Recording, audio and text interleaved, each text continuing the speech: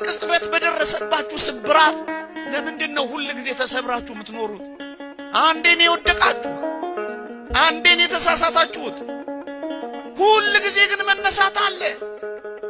እግዚአብሔር ሆይ ብወድቅ እነሳለሁ፣ በጨለማም ብቀመጥ እግዚአብሔር ብርሃን ይሆንልኛል። ጠላቴ ሆይ ደስ አይበልህ፣ ወደ ብርሃን ያወጣኛል፣ ጽድቅንማ ያለው ነው የሚለው ክርስቲያን ነብዩ ነው ይሄንን የተናገረው። ወጣቶች ዛሬ በሚሆነው ነገር ስራ አጣችሁ ሊሆን ይችላል። ትምህርት አልሳካ ብሎ ተዘግቶ ሊሆን ይችላል። የምወዳቸውን እንዴት እጦራለሁ ብላችሁ ጭርምት ኩርምት ብላችሁ ያላዘናችሁ ያለቀሳችሁ ሊሆን ይችላል። እኔ ያልጠቀስኩት ብዙ ፈተና ሊኖራችሁ ይችላል። ይሄ ማለት ግን የነገ ህይወታችሁ ነው ማለት ግን አይደለም። ይሄ ማለት ግን ለዘላለም የተቆረጠላችሁ ህይወት ነው ማለት ግን አይደለም።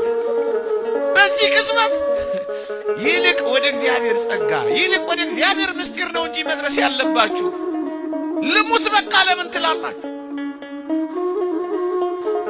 ገና በልጅነታችሁ በጀመረው ነገር የበስተርጅና ዘመናችሁንም ለምን ታበላሻላችሁ? የነገር ፍጻሜ ሌላ ሊሆን ይችላል፣ ደግሞም ይሆናል።